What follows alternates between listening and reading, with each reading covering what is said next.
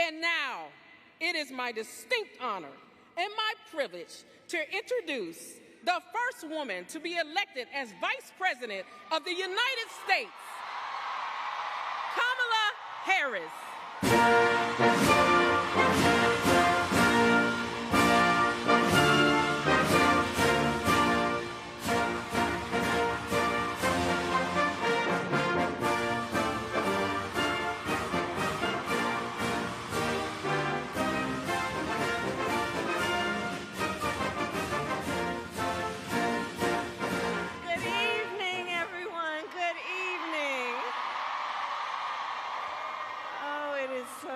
To be with all the leaders who are here. I want to thank the International President, Rashida S. Liberty. I thank you for your friendship and your leadership and for the warm welcome this evening. Thank you so very much.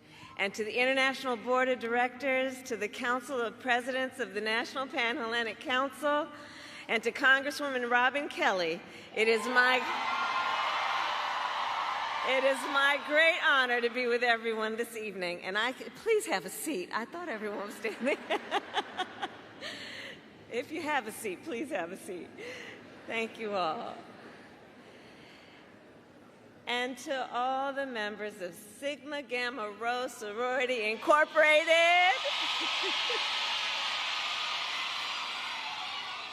It is so good to be with you this evening, and I say that as a proud member of the Divine Nine. And when I look out at everyone here, I see family. And you know, we share a vision for the future of our nation. Ours is a vision of a future in which we realize the promise of America. And aren't so many of us empirical evidence of the promise of America? A promise of freedom, opportunity, and justice, not for some, but for all. Since 1922, the members of Sigma Gamma Rho Sorority Incorporated have helped realize that promise. Generation after generation, the members of this sorority have shown that greater service brings greater progress. I know. In the 1920s and 30s, you created college scholarships for young black women. In the 1960s and 70s, you launched a nationwide program to help folks get a job. In the 1990s, you formed a partnership with St. Jude to fight childhood cancer. And in 2020, you continued your leadership when, during the height of a pandemic, you helped elect Joe Biden President of the United States, and me as the first woman Vice President of the United States. And for all of those reasons, I'm here to thank you for your long-standing service to our nation, and to declare in this moment that our nation needs your leadership once again. In this moment, we face a choice between two very different visions for our nation. One focused on the future, the other focused on the past. And we in this room are fighting for the future. A future with affordable health care, affordable child care, and paid leave. And we fight for a future with equal pay for women, because we know when we lift up the economic status of women, we lift up the economic status of children, of families, and all of society benefits. We here work for a future where every person has the opportunity not just to get by, but to get ahead, to build a business, to own a home, and to build intergenerational wealth. We here see a future where we bring down the cost of living for hardworking Americans, which is why we are fighting to ban more of those hidden fees and surprise late charges that banks and other companies use to pad their profits. to take on corporate landlords and cap rent increases, and take on big pharma and cap the cost of prescription drugs for all Americans. All of this to say, we are working to build up, not tear down, and to build up America's families and America's middle class. Because we know when our middle class is strong, America is strong. But as we work to move our nation forward, let us be clear, there are those who are trying to take us backward. You may have seen their agenda. They call it Project 2025. Right. And it is a 900-page agenda of extremism. Project 2025 would raise taxes on middle-class families and cut taxes for billionaires, eliminate the Department of Education, and end programs like Head Start, which of course would take away preschool from hundreds of thousands of our children. All of this to build on what Donald Trump did in his first term. When he was president, he gave tax breaks to billionaires and big corporations. He tried to cut Social Security and Medicare every single year. And he and his allies have tried more than 60 times to end the Affordable Care Act, and to take us back to a time when insurance companies had the power to deny people with pre-existing conditions. Remember what that was?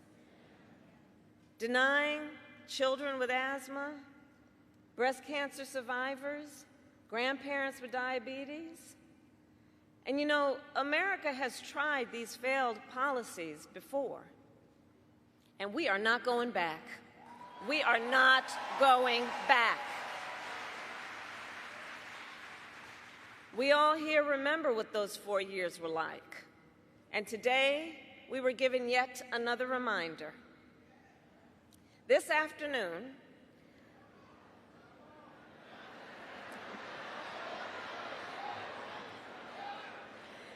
Donald Trump spoke at the annual meeting of the National Association of Black Journalists. And it was the same old show. The divisiveness and the disrespect. And let me just say, the American people deserve better. The American people deserve better. The American people deserve a leader who tells the truth, a leader who does not respond with hostility and anger when confronted with the facts. We deserve a leader who understands that our differences do not divide us. They are an essential source of our strength. So I say to Sigma Gamma Rho Sorority Incorporated, ours is a fight for the future, and it is a fight for freedom. Across our nation, we are witnessing a full-on attack on hard-fought, hard-won fundamental freedoms and rights. The freedom to vote, the freedom to be safe from gun violence, the freedom to live without fear of bigotry and hate, the freedom to love who you love openly and with pride, the freedom to learn and acknowledge America's true and full history, and the freedom of a woman to make decisions about her own body and not have her government tell her what to do. A fight for our most fundamental freedoms. And to this room of leaders, I say, bring it on. Bring it on, those who would dare to attack these fundamental freedoms. Because we here, we love our country. We love our country. And I believe it is the highest form of patriotism to fight for the ideals of our country. So we, who believe in the sacred freedom to vote, will finally pass the John Lewis Voting Rights Act and the Freedom to Vote Act. We who believe that every person should be free from gun violence will finally pass universal background checks, red flag laws, and an assault weapons ban. And we who believe in reproductive freedom will fight for a woman's right to choose, because we know one does not have to abandon their faith or deeply held beliefs to agree the government should not be telling her what to do. Because we know faith and freedom can coexist. And understand, when he was president, Donald Trump handpicked 3 members of the United States Supreme Court, the court of Thurgood and RBG, because he intended for them to overturn the protections of Roe v. Wade. And as he intended, they did. And now, in the South, where the majority of black women live, every state except for Virginia has an abortion ban. Many with no exception even for rape and incest. And now he intends to pass a nationwide abortion ban, to ban access to fundamental health care in every state. But I will not let that happen. I promise you, when I am President of the United States, and when Congress passes a law to restore reproductive freedoms, I will sign it into law.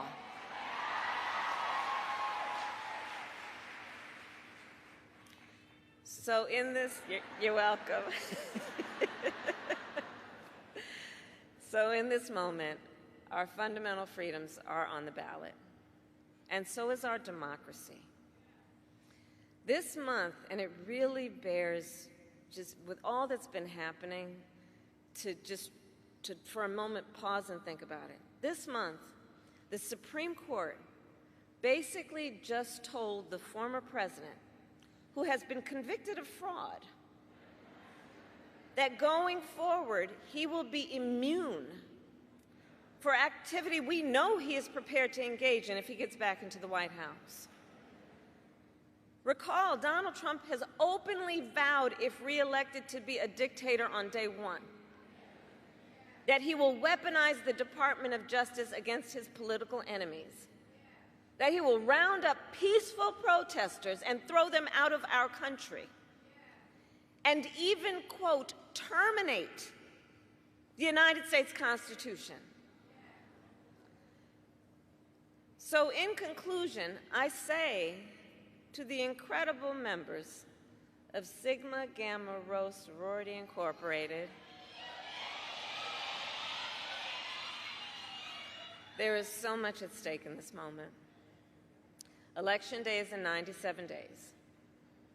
And in this moment, once again, our nation is counting on you to energize, to organize, and to mobilize, to register folks to vote and get them to the polls. Because when we organize, mountains move. When we mobilize, nations change. And when we vote, we make history. So let us continue to fight with faith, with optimism, and with hope. And when we fight, we win. God bless you, and God bless the United States of America. Thank you. Thank you.